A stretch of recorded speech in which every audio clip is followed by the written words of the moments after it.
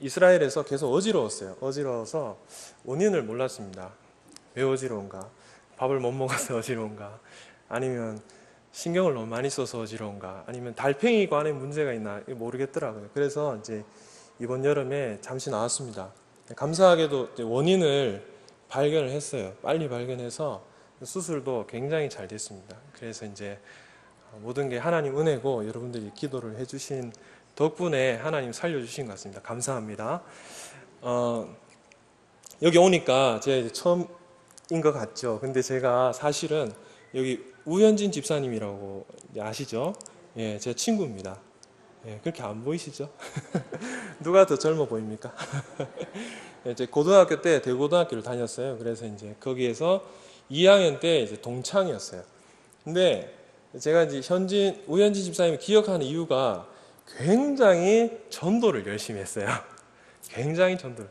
그래서 이제 여름 수련회다 그러면 저는 그때 당시에 뭐 제가 이제 공부하기 바쁘고 이제 그랬는데 항상 우리 현진이가 이렇게 열심히 전도를 했습니다. 그래서 도대체 어떤 교회인가 하고 제가 한번 저녁 예배 참석한 적이 있어요. 그래서 그때 남부교회를 와서 예배를 드렸었고, 또 이곳에 오니까 이제 제 아내가 여기서 이제 쭉 신앙생활을 하다 보니까 예배가 끝나고 나니까 아이고 선영이 아이가 이렇게 얘기를 하시니까 우리 아내가 여기서 유명하구나 그런 생각을 했습니다. 근데 뭐 때문에 유명한지 모르겠어요. 말씀을 많이 피웠는지 하여튼 너무 이제 가깝게 해서 이렇게 친근하게 대해주시니까 제가 이제 이 남북에 와서 설교한 적도 없고 또 신앙생활을 길게 한 적도 없지만 가족 같은 교회, 또 친정 같은 교회 같습니다. 그래서 너무 감사를 드립니다. 오늘 말씀 전하기 전에 제가 찬양 한 곡 같이 했으면 좋겠습니다. 이스라엘 사람들이 부르는 찬양이에요. 이스라엘 사람들이 부르는 찬양인데 한국말로 번역이 되어 있습니다. 요한복음 3장 16절 말씀 여러분 아실 텐데 멜로디도 어렵지 않습니다. 그러니까 한국말로 한번 제가 찬양을 해볼 테니까 여러분들도 같이 하셨으면 좋겠습니다.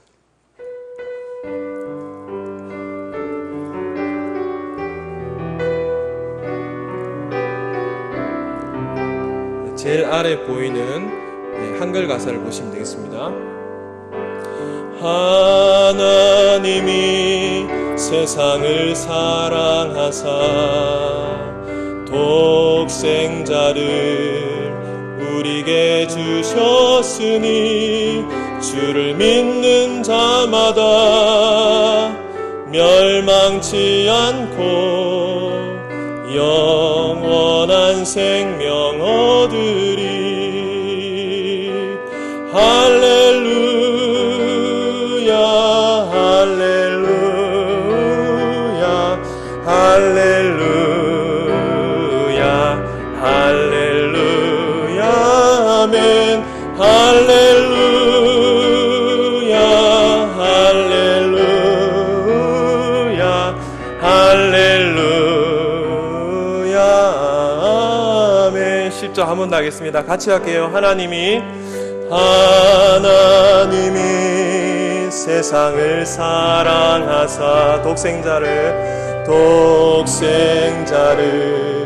우리에게 주셨으니 주를 믿는 자마다 멸망치 않고 영원한 생명 얻으리. 아멘. 할렐루야 할렐루야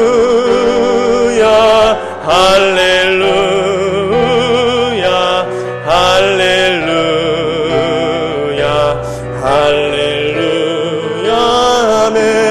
할렐루야 할렐루야 할렐루야 아멘. 잘하시니까 한 번 더 하겠습니다. 하나님이 세상을 사랑하사 독생자를 우리에게 주셨으니 주를 믿는 자마다 멸망치 않고 영원한 생명 얻으리. 할렐루야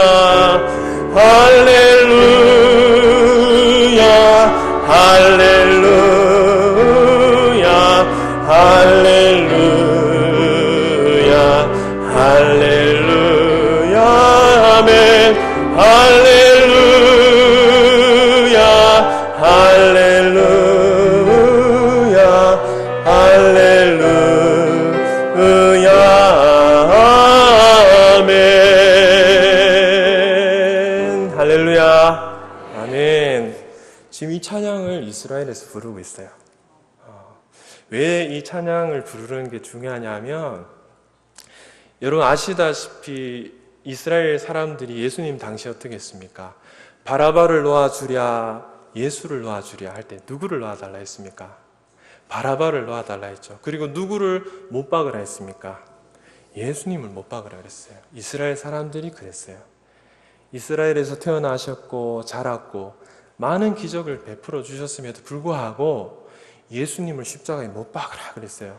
왜 그러냐면 예수님이 하나님의 아들이다라고 하셨기 때문에 그래요.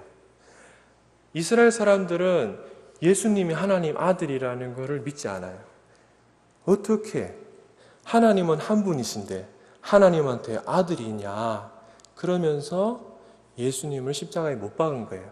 그리고 2000년이 지난 지금 이스라엘 나라가 생겼고, 그리고 세계에 흩어져 살던 유대인들이 지금 이스라엘 땅에 모였어요. 다윗이 살던 그곳에, 그리고 솔로몬이 살던 그곳에, 그리고 12제자가 교회를 시작했던 그곳에 모였어요.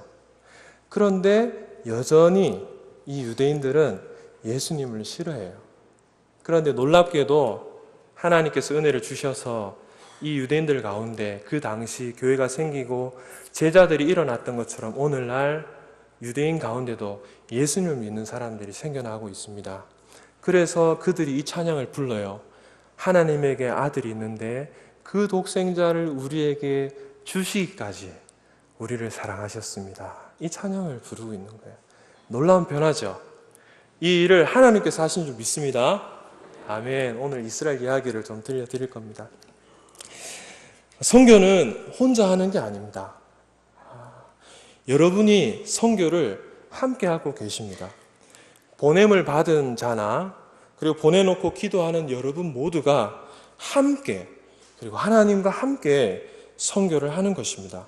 그렇기 때문에 오늘 제가 드리는 이 선교 보고를 통해서 저 선교사님은 저렇게 선교를 하시는구나 라고 여기지 마시고 우리 교회가 함께 기도로 선교에 동참을 했는데 하나님께서 우리의 기도를 통해서 놀라운 일을 이루고 계시는구나 라고 여기시길 바랍니다.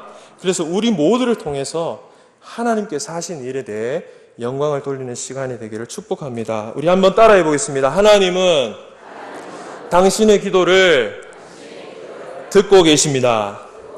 자, 우리 옆에 분에게도 하겠습니다. 하나님은 당신의 기도를 듣고 계십니다. 한 번 더 하겠습니다. 하나님은 우리의 기도를 듣고 계십니다.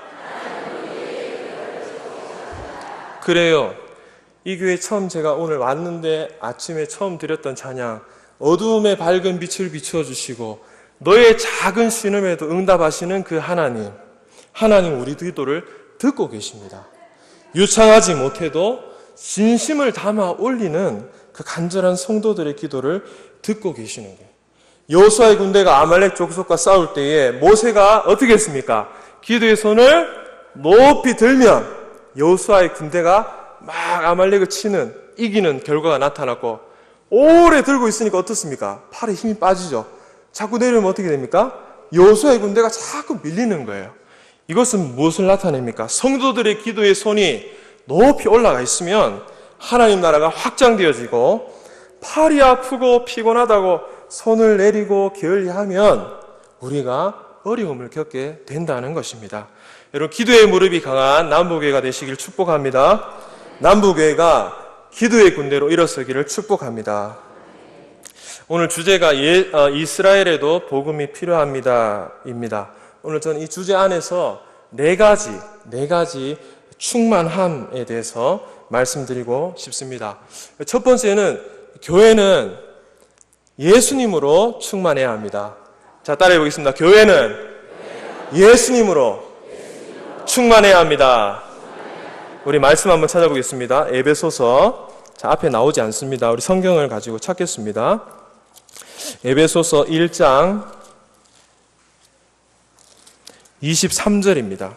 신약성경 310페이지 에베소서 1장 23절입니다.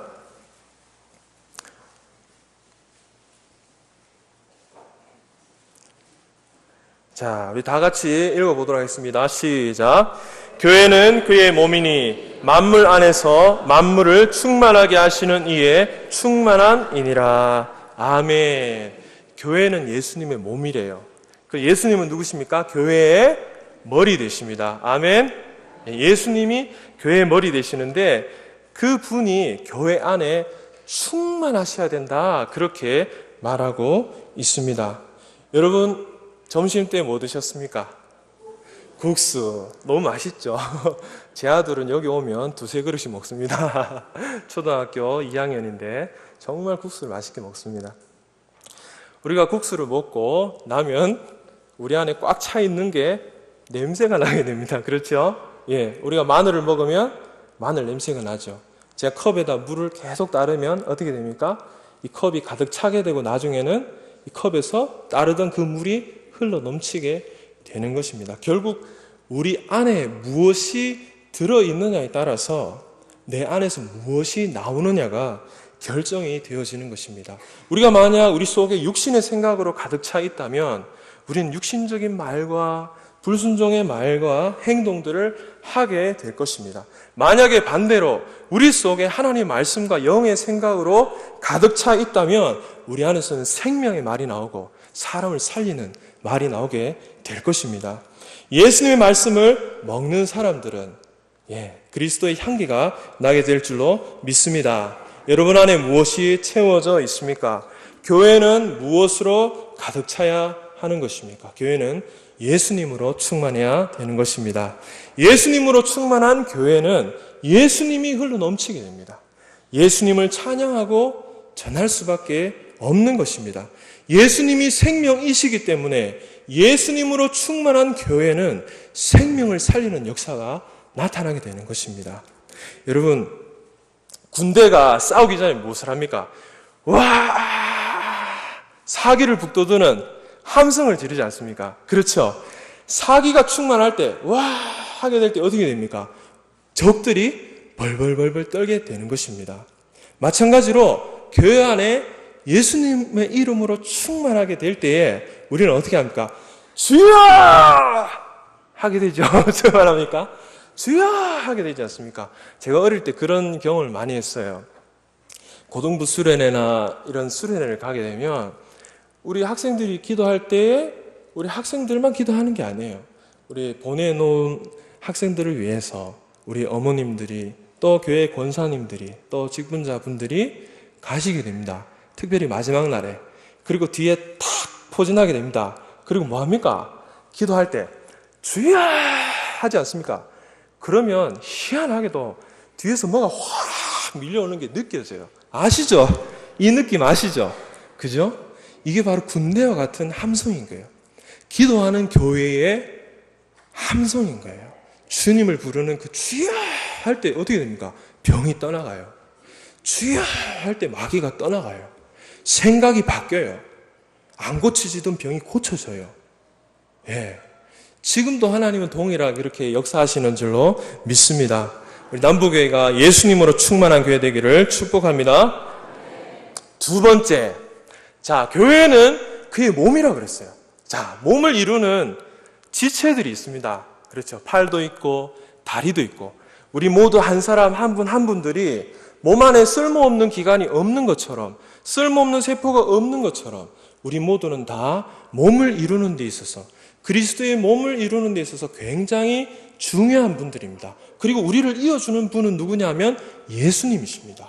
그래서 남부교회는 예수님 때문에 하나가 되어 있고 유기적인 연합을 이루고 있는 것입니다. 그런데 우리 남부교회밖에 이 세상에 없습니까? 그렇지 않죠. 저는 달서교회 출신입니다. 서구 비산동 4동에 있는 달서교회 출신이에요. 달서교회도 남부교회와 연합이 되어 있습니다. 예수 그리스도 이름 안에서 모퉁이 돌 되시는 예수님 안에서 교회가 연합이 되어 있어요. 자, 달서교회와 남부교회밖에 없습니까? 우리나라에 수많은 교회들이 있고 또 우리나라에 뿐만 아니라 해외에 많은 교회들이 있습니다. 이 세 개의 교회가 예수님으로 연합이 되어 있는 거죠. 그리고 교회가 아직 세워지지 않은 곳에 복음이 전파되지 않은 곳을 향해서 우리 교회에서 선교사님들을 보내서 교회가 선교를 하고 있는 것입니다. 잃어버린 양을 다 찾을 때까지, 잃어버린 아들들이 다 돌아올 때까지 주님은 우리를 통해서 그 일을 하고 계시는 것입니다.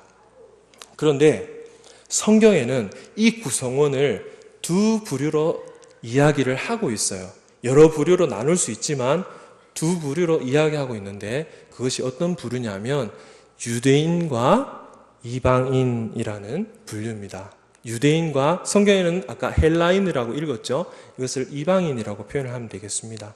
유대인을 중심으로 볼 때에 유대인 아닌 사람은 이방인이 되는 것이죠. 우리나라에서 한국 사람을 중심으로 볼 때 외국에서 오신 분들은 이방인이 되는 것입니다. 그래서 성경 안에서 우리는 유대인과 이방인이라고 하는 이 두 부류의 사람들을 종종 볼 수 있게 됩니다. 이 두 부류에 대해서 사도 바울이 어떻게 이야기하냐면, 복음은 모든 믿는 자에게 필요한데 먼저는 유대인 그리고 헬라인이다, 이렇게 얘기하고 있어요. 이 말은 무슨 말이냐면 복음의 시작이 유대인에게서부터 시작이 되었다라고 이렇게 이야기하는 거예요. 그리고 그 복음을 믿은 유대인들이, 12제자들이 사방으로 흩어져서 헬라인들, 이방인들에게 복음을 전하게 되었고, 그 결과 오늘날 우리들도 예수님을 믿게 되었다라는 것입니다. 그래서 땅끝까지 우리는 복음을 전해야 되는 것입니다. 그런데 사도 바울이 이 유대인과 이방인의 관계에 대해서 이야기를 하고 있어요. 우리 성경 한 구절 더 찾아보겠습니다. 로마서 11장입니다.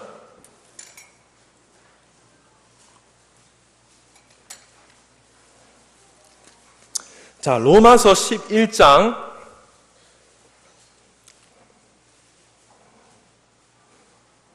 25절 말씀 같이 읽어보겠습니다. 로마서 11장 25절입니다.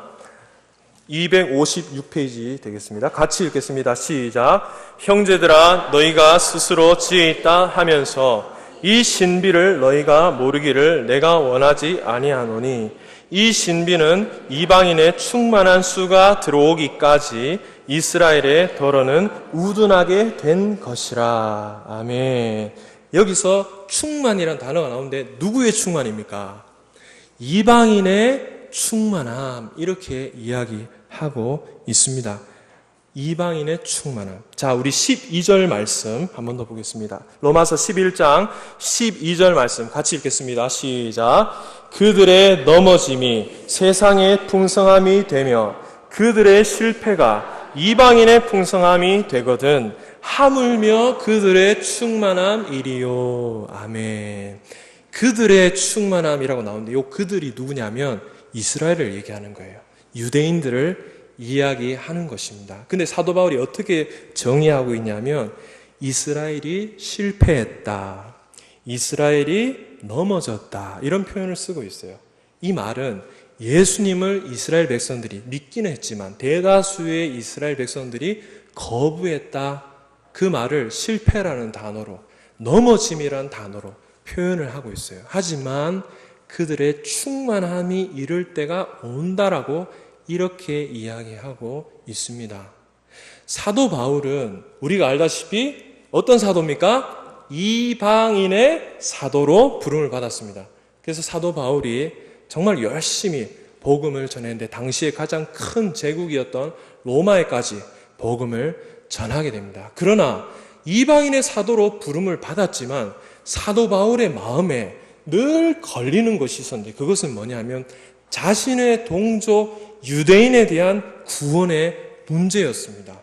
여러분 생각해 보십시오. 우리가 열심히 사방에 복음을 전하지만 만약에 우리 가족 중에 누군가가 예수님을 믿지 않는다면 선교사로 나가는 것이 마음에 큰 부담이 생길 것입니다. 또 가깝게는 우리 북한을 생각할 때에 우리가 네팔에도 라오스에도 중국에도 복음을 막 전해서 거기서는 좋은 소식들이 들려오는데 아직도 신앙의 자유도 없고, 아니 신앙의 자유는 둘째치고 먹고 사는 것, 그것이 어려워서 굶어 죽어가고 있는 우리의 민족을 생각할 때에 얼마나 가슴이 아픕니까? 그래서 우리가 기도하고 있지 않습니까? 주여 통일을 주옵소서. 하나님이 이루신 해방, 이제 통일까지 이루어지실 줄로 믿습니다 하고 기도하고 있는 거예요. 그래서 하나님이 우리의 기도를 듣고 계신다는 거예요. 들으시면서 언젠가는 열어주실 줄로 믿습니다. 이렇게 동족에 대한 아픔이 사도 바울에게 있었던 거예요. 그래서 가는 곳곳마다 여러분 사도행전 읽어보시면 회당이라는 단어가 나와요. 안식일에 회당에 들어가라는 표현이 굉장히 많이 나옵니다. 회당은 뭐냐면 유대인들이 성전이 파괴되고 더 이상 성전 제사로 하나님 앞에 나갈 길이 없게 되자 이들의 율법을 배우고 기도할 수 있는 장소로 마치 우리 교회 같은 이러한 회당이라는 곳을 지어서 유대인들이 그곳에서 신앙과 민족의 정체성을 유지해 갔던 그런 곳이에요. 그런데 선교지 어디를 가든지 사도 바울은 먼저 찾아가는 곳이 회당이에요. 그래서 회당에 가서 자신의 동족 유대인을 만나 자신의 간증을 하는 거예요. 사람들아 들어보라. 나도 너희와 같이 율법을 지키는 바리새인이었다. 나는 베냐민 지파 중에 한 사람이다. 히브리인 중에 히브리인이요. 가말리엘 문화생으로서 내가 얼마나 율법이 열심히 있었는 줄 아니? 그런데 내가 우리 민족이 핍박하던 그 예수님이 바로 살아계신 하나님의 아들이고 우리의 메시아라는 것을 알게 되었어. 라고 하며 이사야서를 펼쳐서 고난당하신 예수님에 대해서 증거를 하였던 것입니다. 그런데 유대인들이 반응이 없어요. 뭐 너도 예수당이야? 한패야? 저 녀석 돌로 쳐야 되겠어? 하면서 밀어냅니다. 그런데 그 회당 안에 하나님에 대해서 알고 싶어하는 이방인들이 들어와 있었어요. 그때 당시에. 그런데 이 이방인들은 그 말을 들으면서 예수님을 영접하는 거예요.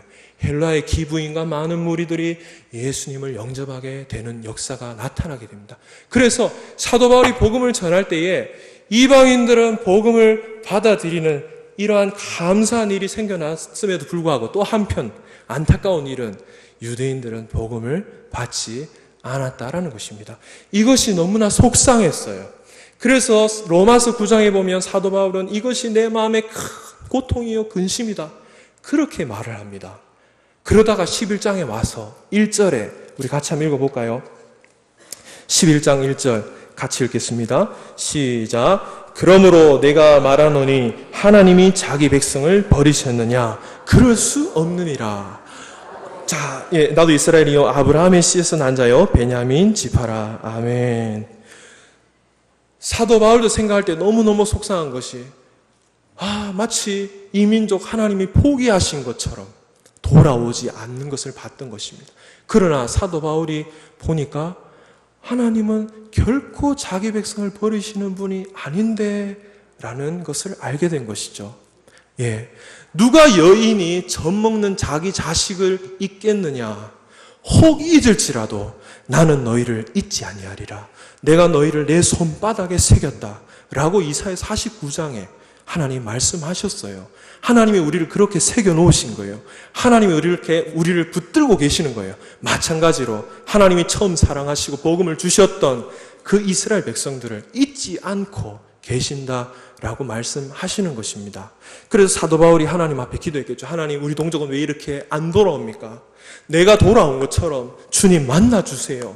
라고 하면서 선교하고 있는 동안에 큰 깨달음을 얻게 되는데 그게 뭐냐면 이방인의 충만한 수가 차기까지 덜어는 이스라엘의 마음이 우둔해져 있는 것이 하나님의 섭리다라는 것을 알게 됐어요. 하나님의 섭리다.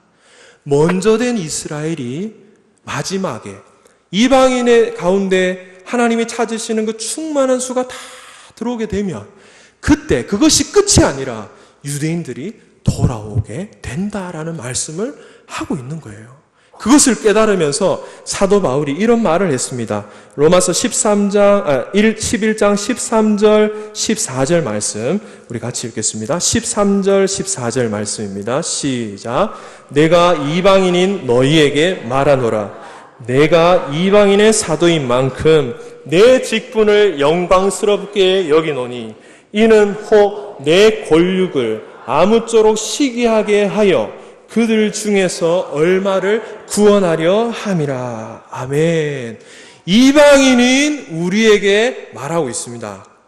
이방에서 복음을 듣고 하나님을 믿게 되고 예수 그리스도를 구주로 영접한 열방의 교회들에게 내가 지금 말합니다.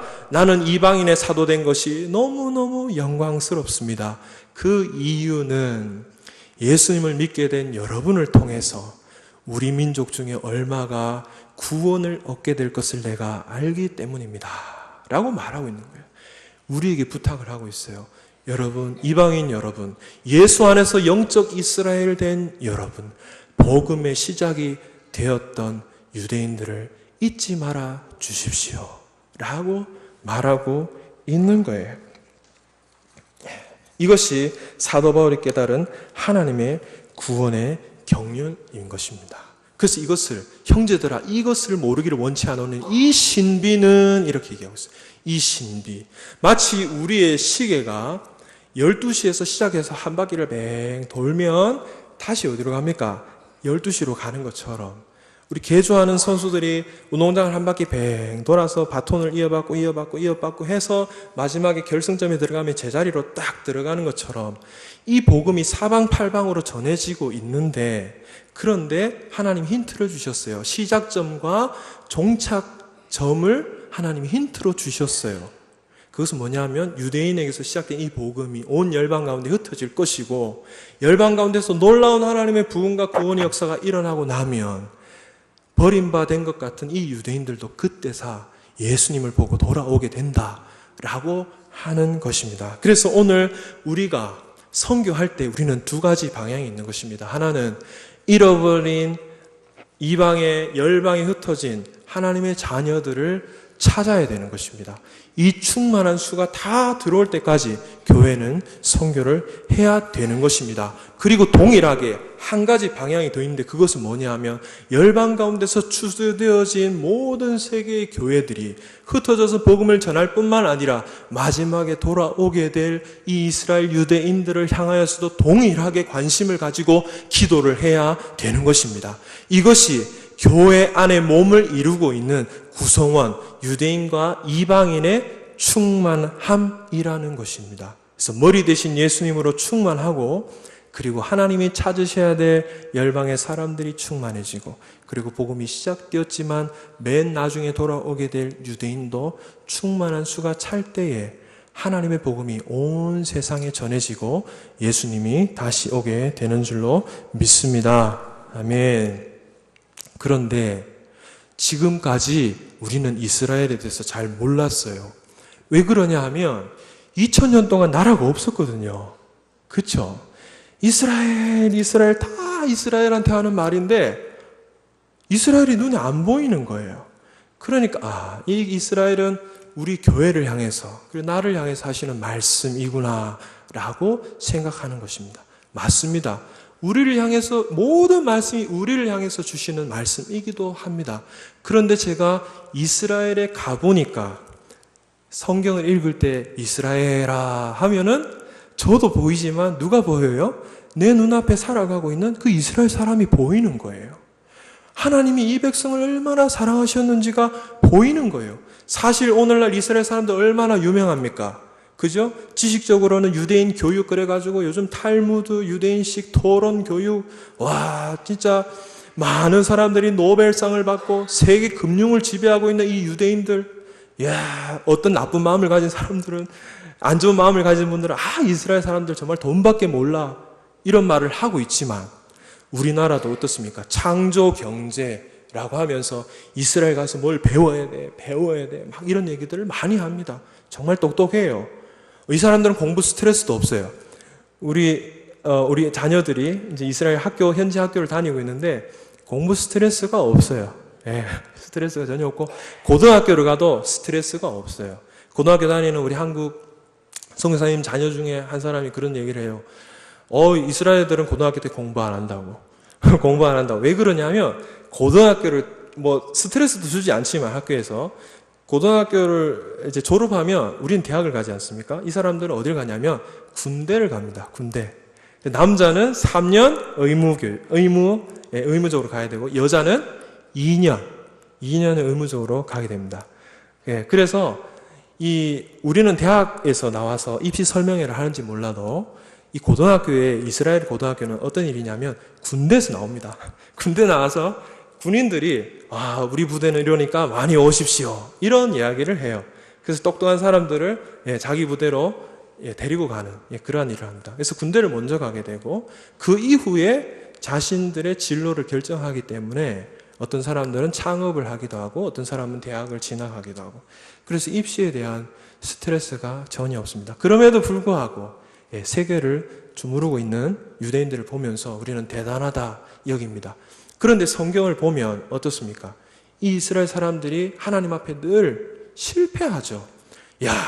홍해를 갈라줬는 그 기적을 봤는데도 이스라엘 백성들 또 불평합니다. 먹을 게 없으니까, 목마르니까 불평을 하죠. 하나님이 수많은 기적을 보여줍니다. 진짜 우리는 기도할 때 구름 기둥과 불 기둥으로 하나님 인도해 주십시오 하는데 이스라엘 사람들은 그것을 봤던 사람들이 아닙니까?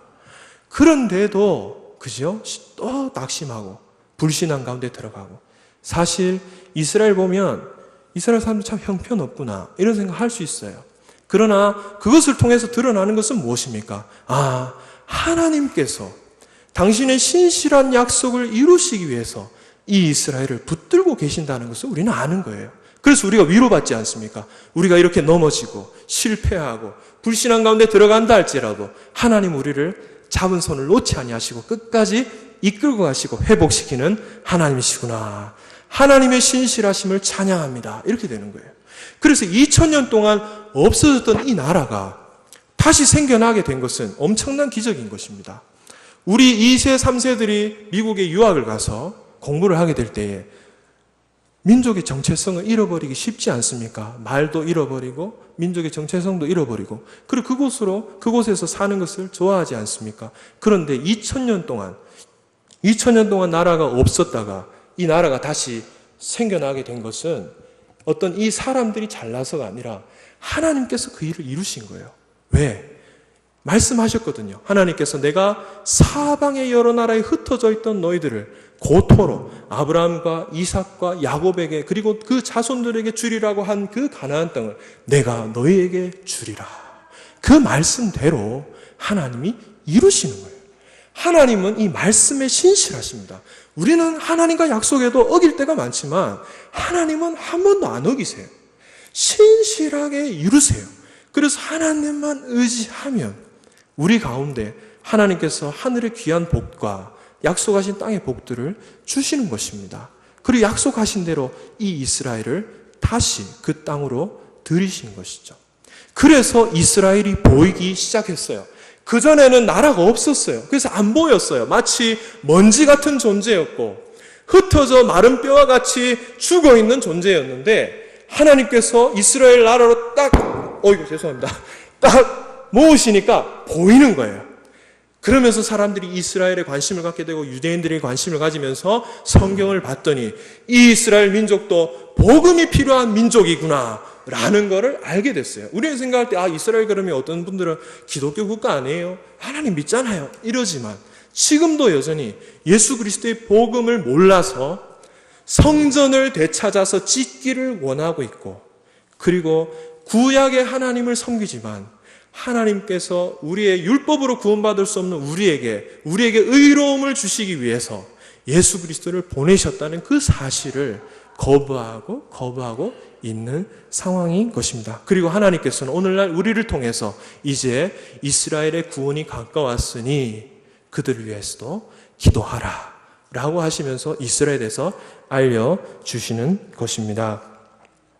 이제 이스라엘 가운데 하나님께서 행하시는 놀라운 일들을 잠시 선교복으로 드리겠습니다. 우리 PPT를 보여주십시오. 화면을 참고하시면 되겠습니다. 자, 다음 페이지 보겠습니다. 자, 이스라엘에서 이 복음 전하는 게 쉽지 않습니다. 18세 미만에게 복음을 전하는 것은 불법이지만 18세 이상은 복음을 전해도 됩니다. 그럼 복음 전하는 게 쉽지 않습니까? 라고 이야기할지 모르겠지만 복음을 전하다가 그 사람이 기분 나빠서 경찰한테 전화하면 잡히면 추방이 될 가능성이 굉장히 많습니다. 법적으로는 문제가 없지만 이들이 유대교를 기반으로 하고 있는 나라고 기독교에 대해서 적대적인 부분이 있기 때문에 복음을 전하는 것이 쉽지 않습니다. 1990년대 중반에 저희 아내가 이스라엘에 방문을 했었습니다. 그리고 1990년대 후반, 2000년대 초반까지 방문을 하면서 그곳에서 전도를 하면서 알게 된 것은 전도를 할 때 이 사람들은 침을 뱉거나 돌을 던지거나 성경책을 팍팍 찢어버리거나 합니다. 그리고 전화를 하죠. 경찰한테. 그래서 그 당시에 복음을 어떻게 전했냐면 퇴로 도망갈 길을 미리 봐놓고 그리고 전해주고 도망가기 바빴습니다. 타다다다다다 이렇게 도망을 갔대요. 그리고 어느 날 침이라도 뱉고 뺨이라도 맞은 날이면 다 와가지고 그것을 자랑하죠. 와, 오늘 내가 침뱉음을 당했노라. 그러면 한 분이 하이 더러워라 이런 이야기를 했었답니다. 저는 2008년에 이스라엘을 갔습니다. 그런데 그 분위기가 굉장히 많이 바뀌었습니다. 요즘은 유대인들이 한국 사람한테 다가옵니다. 왜요? 한국말을 배우기 위해서. 요즘 중국과 한국이 뜨고 있는데 중국어를 배우는 분들도 많지만 한국말을 배우기 위해서 이미 한국어를 할 줄 아는 유대인들이 한국 사람을 만나기 위해서 교회로 찾아옵니다. 교회로. 그래서 그 교회에 와서 한국 사람을 만나게 되죠. 한국어 배우러 왔어요. 근데 교회 오면 뭐합니까? 예배드리죠. 모이면 기도하죠. 자, 이스라엘에는 한국 사람들이 99%가 기독교인입니다. 불교 신자들은 잘 안 와요. 이스라엘에. 그렇죠? 볼 게 없잖아요. 그래서 대부분 다 기독교인이기 때문에 한국 사람들이 굉장히 우리 크리스찬들이 나이스하고 친절하고 착하지 않습니까? 그러니까 이 사람들이 너무 좋아하는 거예요. 와, 한국 사람들은 너무 착해. 그리고 너무 좋아. 하면서 같이 교제하다가 예배하고 교제하면서 기도하고 교제하면서 찬양하는 가운데 예수님을 믿게 돼요. 참 신기하죠. 이 사람들이 한국말을 해요. 그래가지고 한국말로 해도 복음을 전할 수가 있는 거예요. 자, 우리 지금 보이는 사진에 보면 가장 가운데 파란색 옷 입은 분 있죠? 얼굴은 자세히 안 보일 겁니다. 그 친구가 어거스틴이라고 하는 친구예요. 어거스틴. 스페인에서 온 유대인이에요. 그래서 이스라엘에 살고 있는데 이 친구는 가이사랴 고넬료가 있었던 그 가이사랴라는 곳에 윗동네에 하데라라고 하는 지역에 살고 있는데 예루살렘까지 올라오려면 1시간 반이 걸려요. 그런데 이 친구가 한국 사람이 좋아서 교회를 맨날 오는 거예요. 주말마다 계속 와요. 계속 와서 같이 예배 드리면서 예수님을 만나게 됩니다. 그리고 믿게 되었어요. 그 끊임없이 오는 거예요. 이 친구가 하데라라는 지역에서 뭘 했냐면 십자가 목걸이를 딱 하고 다니는 거예요. 예수님이 우리 민족의 메시아 아니야? 이러면서 다녔더니 보던 유대인들이 너? 이러면서 한 대 맞을 뻔했답니다. 이 친구가 하데라라는 지역에 믿는 사람이 없으니까 너무너무 믿는 사람을 만나고 싶어서 뭘 했냐면 동네 광고판에다 자기가 써다 붙였대요. 예수님 믿는 유대인 있거든 나한테 연락하시오 하고 딱 붙였답니다. 그만큼 예수님 믿는 사람이 많지는 않습니다. 그리고 그곳에 믿는 사람들의 공동체가 없습니다. 그래서 부득불 자신의 살고 있는 그곳에서 예배하고 싶지만 예루살렘까지 올라와서 이렇게 예배를 드리고 있습니다. 다음 보겠습니다. 이 친구는 사피르라고 하는 친구예요. 이 친구도 한국말을 참 잘해요. 종교인 집안입니다. 아주 검은 옷을 입고 있는 그 종교인 집안에서 9남매 중에 맏딸이에요. 이 친구도 한국어를 배우다가 교회를 나오게 됐어요. 그래서 교회에서 계속 한국말로 하고 한국말을 나중에 유창하게 하다가 그런 한국에 있는 교인들과 접촉을 하다가 이제 선교사님이 개인적으로 만나서 나 히브리어 과외 좀 시켜줘 하면서 같이 히브리어 성경을 읽기 죄송합니다. 히브리어 성경을 읽기 시작하는 거예요. 그러다가 이 친구가 이사야서 53장을 딱 보더니 예수님이 우리의 메시아네 라는 걸 알게 됐어요. 그래서 이 친구도 마음이 막 뜨거워지는 거예요. 엠마오로 가는 두 제자가 예수님을 만났을 때 막 마음이 뜨거워졌던 것처럼 이 친구도 마음이 뜨거워져가지고 내가 우리 가족에게도 복음을 전해야 되겠어. 막 그런 열정이 일어나는 거예요. 그런데 그 가족은 아주 보수적인 유대교 집안으로서 기독교를 배척하는 집안이에요. 그래서 아직은 때가 아니니까 너의 신앙을 좀 더 견고하게 하고 난 뒤에 이야기했으면 좋겠다. 이야기를 하게 되면 어떤 일이 벌어지냐면 유대인 가정에서 족보를 파버립니다. 그리고 형제의 연을 끊어버리고 가족의 연을 끊어버립니다. 그런데 그것을 각오하고서라도 이것이 진리이기 때문에 이것을 전하고자 하는 열정이 있는 거예요. 근데 이 부모님들이 얼마나 보수적인가 하면 이 친구를 종교인들이 다니는 4년제 대학교에다가 넣어놓고 못 나오도록 4년 동안 등록금을 다 넣은 거예요.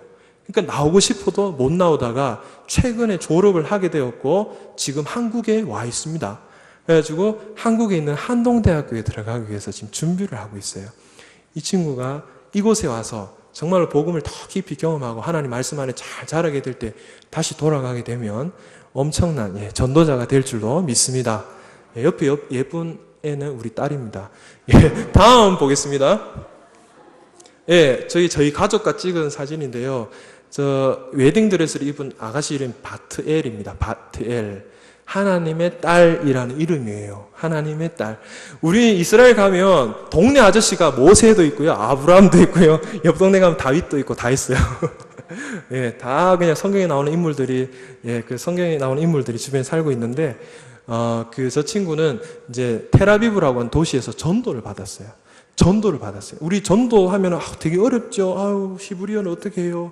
영어도 참 어려운데 이러지만 요즘에 우리 시니어분들, 우리 권사님들, 우리 장로님들 같은 분들이 다 와서 이스라엘에 어떻게 전도하는 줄 압니까? 손을 턱싹 잡아요. 그리고 주여 하면서 울어요. 그냥 주여 하면서 울어요. 그리고 안아줘요. 근데 희한한 일은 그 눈물이 뚝뚝 떨어지는데 이들 마음에 막 감동이 일어나는 거예요. 뭐지? 도대체 이 사람들이 뭐길래 이까지 와서 날 위해서 눈물을 흘리나 하면서 이야기를 하고 마음을 열기 시작하는 거예요. 그러다가 이 친구 같은 경우에는 제 전화번호를 받았습니다. 그 전도하시는 분이 전화번호를 준 거예요. 그래서 연결이 돼서 교회까지 연결이 되었는데 이 친구는 안식일에 그게 싫대요. 우리 안식일에 불도 안 켜고 전기도 안 쓰고 아무것도 못 하는데 답답해 죽겠어. 나는 집을 벗어나고 싶어. 이런 청년이었어요. 그래서 예루살렘에 친구 집에 간다는 핑계로 예루살렘에 올라오게 됩니다. 그때마다 교회를 오게 되고 이 친구도 예배 가운데 하나님을 만나게 되면서 막 성령의 체험을 하는 거예요. 뭐지 하는데 성령님이 너를 만지시는 것 같다. 우리가 같이 기도하자 했을 때에 이가 변화가 일어납니다. 그리고 내가 공개적으로 이 앞에 나와가지고 내가 이제 예수님을 믿겠습니다. 이렇게 고백을 하게 됐어요. 그리고 이 친구가 믿는 잘생긴 유대인 청년을 만나게 됩니다. 그래서 결혼을 했어요. 결혼을 하는 당시에도 부모님들은 이 친구가 예수님 믿는지 몰라요. 그리고 저 청년, 사위되는 청년도 예수님 믿는지 몰라요. 그 아주 유대 전통식으로 다 결혼식을 밤에 차 하고 난 다음에 미국 가서 살고 있어요, 지금. 근데 부모님들이 이제 곧 미국에 방문하게 될 텐데 이제는 나의 신앙을 고백해야 되겠으니 여러분 기도해 주세요 라고 편지가 왔어요. 이렇게 하나님께서는 이제는 사람을 보내세요. 우리나라도 마찬가지지 않습니까? 우리나라에 지금 이슬람 사람들 많이 들어와서 문제도 되지만 중국, 동남아시아의 사람들이 오는데 이것을 긍정적으로 본다면 우리의 선교 대상인 것이죠. 선교사님들이 나가서 선교를 할 뿐만 아니라 이제는 하나님께서 사방에 있는 사람들 모아주셔서 이제는 우리도 한국말로 복음을 전할 수 있도록 기회를 또한 주고 계시는 것입니다. 그래서 양방향에 이제 선교가 이루어지고 있습니다. 그래서 이제는 언어를 초월해서 이렇게 하나님께서는 글로벌 시대 가운데 한국을 들어 사용하시는 것을 볼 수가 있습니다. 다음 페이지 보겠습니다. 이 친구는 에일랏이라고 하는 친구예요. 이 친구 공항에서 일하는 직원이에요. 그래서 이 친구랑 친구가 되면서 공항 출입이 얼마나 자유로워졌는지 몰라요. 이스라엘 공항 굉장히 무섭거든요. 들어갈 때 너 뭐하러 왔어? 이스라엘 사랑해서 왔어요. 나가. 안 들어와도 돼. 그래요. 신문을 막 하고 그래요. 그런데 이 친구가 있으니까 통과. 한국말 해? 통과. 이 친구도 한국말 할 줄 알거든요. 그래서 한국인이 너무 좋아서 저희 집에 처음 왔었어요. 한국인을 만나러. 그래서 친구가 되었고 이 친구에게 이제 복음을 전하고 했는데 이 친구는 아직까지 예수님을 안 믿어요. 아직까지도 예수님 안 믿어요. 너무 믿고 싶대요. 믿고 싶은데 안 믿어진대요. 그리고 회당을 가면 기도가 안 나와요. 아무 생각이 안 들어요. 근데 너희랑 같이 있으면 내가 기도하게 된다. 뭔가 마음이 하나님 앞에 막 울게 되고 기도하게 되는데 회당을 가면 그게 안 일어난다. 근데 나 너무 믿고 싶은데 도와줘. 아직은 모르겠어. 겁을 내고 있어요. 자신의 민족을 배신하는 것 같아서 예수님을 믿는다는 것은. 그래서 지금 아직까지 믿지 않는 상태 가운데 기도가 필요한 친구입니다. 다음 보겠습니다. 이건 뭐냐면 하나님께서 요즘에 한국인들을 통해서 참 귀한 역사를 이루어 가시는데, 이스라엘 민족은 십자가에 대해서 굉장히 안 좋은 인식이 있습니다. 우리는 십자가가 구원의 능력이고 하나님의 사랑이지만 이들에겐 십자가는 칼입니다. 칼. 왜냐하면 2000년 교회 역사 가운데서 유럽에 흩어져 살아가던 유대인들이 기독교 국가에 의해서 계속적으로 핍박을 받아왔기 때문에 그렇습니다. 그런데 핍박을 할 때 어떻게 핍박했냐면, 유대인들은 죽어야 돼. 왜? 예수를 죽인 민족이니까. 유대인들은 짐승보다 못하고 사단에게 영혼을 판 존재야. 왜? 예수를 죽인 민족이니까. 이런 말들을 했어요. 그래서 십자군 전쟁 때도 모슬렘들이 장악하고 있던 그 성전을, 이 예루살렘을 탈환하면서 동시에 모슬렘들을 많이 죽일 뿐만 아니라 이 회당에 있던 유대인들을 많이 죽였습니다. 회당을 불태우고 사람들을 막 죽이면서 십자군이 그렇게 얘기해요. 그리스도를 찬양합니다. 우리는 그리스도를 찬양합니다. 이 유대인들을 불태워 죽이면서. 그러니까 유대인들의 기억 속에는 기독교, 그리고 예수 믿는 그리스도인 하면은 자신을 죽인 민족들, 자신을 죽이는 종교, 사랑을 말하면서도 우리에게 핍박하는 종교, 이런 인식들이 있고 학교에서도 그것이 가르쳐지고 있습니다. 그래서 예수님은 사기꾼이야, 예수님은 거짓말장이야, 이런 말들을 우리 선교사님 자녀들이 학교에서 듣고 집에 와서 엄마 아빠한테 이야기를 해요. 엄마, 예수님이 거짓말장이래요. 우리가 믿는 게 잘못됐대요. 선생님이 그래요. 그런 말들을 하는 거죠. 이런 교육 안에서 유대인들이 자라기 때문에 세대가 거듭해도 기독교에 대한 안 좋은 감정이 여전히 남아 있는 것입니다. 그럼에도 불구하고 하나님께서는 이들의 마음을 만지는 일을 하고 계시는데, 우리 한국인들은 어떻습니까? 일제에 침략을 당한 민족이지 않습니까? 그러니까 그 핍박을 당했던 그 일제 시기에 핍박을 당했던 그 시기와 이들이 유럽에서 홀로코스트라고 하는 엄청난 나치에 의해서 600만이 대학살되는 그 시기랑 맞물리면서 유대인들 가운데는 우리 민족과 비슷한 정서가 흐르고 있습니다. 그래서 우리 민족이 다가가서 이들의 마음을 만지고 위로할 때에 이들의 마음이 열리는 것을 우리가 보게 됩니다. 그 일을 하나님은 한국인들을 통해서 하고 계십니다. 그 중에 한 일이 있습니다. 이스라엘에는 주이시 에이전시라고 하는 그러한 단체가 있는데, 이 기독교 단체는 기독교를 굉장히 싫어하는 단체입니다. 그리고 흩어져 있는 유대인들을 자신의 나라로 불러들이는 일을 합니다. 2년 동안 히브리어를 가르치고 집을 제공해주고 또 이스라엘 안에서 살아갈 수 있도록 직업을 가르쳐주는 일을 하는데, 이 일을 도와달라고 기독교인인 우리들에게 손을 내밀기 시작했습니다. 그래서 이 단체 안에 크리스찬 부서가 생겨나게 되었습니다. 지금 보는 장면은 그 단체에서 우리에게 부탁한 일을 하는 장면인데, 저기는 호산 고등학교라는 곳입니다. 고등학교. 근데 저기에 있는 학생들은 어떤 학생들이냐면 일반 고등학교로 갈 수 없는, 왜냐하면 가정이 끼워져 있고 학생들이 문제가 있어서 일반 고등학교에 정상적으로 갈 수 없는 아이들입니다. 그 아이들을 따로 모아서 직업교육을 시켜요. 직업교육을 시키는 그곳에 저희 한국인들이, 크리스찬들이 들어가서 저렇게 바느질을 가르치고 있습니다. 저희 아내가 테디베어를 했기 때문에 의뢰가 들어왔어요. 가르쳐 달라고. 그래서 이제 1기 봉제학교가 시작이 되었고 저렇게 가르치면서, 우리 다음 장면 보겠습니다. 저 친구 같은 경우는 이름이 리오르라네요. 리오르. 리오르란 말은 빛이 내 안에 있다, 이런 뜻이에요. 그런데 저 바느질 학교를 하고 난 다음에 저 학생이 고백하는 말이, 자신의 가정의 문제로 인해서 나는 하나님이 내 안에 계시다는 것을 느낄 수가 없었습니다. 그러나 이 학교를 하면서 내가 사랑을 경험하면서 하나님의 사랑이, 하나님의 빛이 이제 내 안에 있다는 것을 느낍니다 라고 하면서 고백하는 것을 볼 수가 있었습니다. 다음 보겠습니다. 자, 여기는 어디냐면 페인트 칠을 하고 재봉틀이 보이죠. 저기는 이제 부엘셰바라고 하는 그런 도시에서 이 정착민들이 살아가고 있는 곳인데 저곳에서도 저런 재봉 학교가 있었습니다. 그래서 이제 창고를 바꾸어서 다시 세팅을 하고 있는 그런 장면입니다. 저기서 이제 전체적인 세팅을 또 저희와 저희 아내가 이렇게 함께 한국 분들이 함께해서 할 수가 있었습니다. 그래서 저곳에 있는 분들이 너무너무 고마워하면서 고맙다는 인사를 했는데요. 그 다음 페이지 보겠습니다. 저기 계시는 이제 흑인 분들이죠. 에디오피아계 유대인입니다. 유대인들은 백인도 있고 흑인도 있습니다. 사방에서 왔기 때문에. 에디오피아는 못 사는 나라지 않습니까?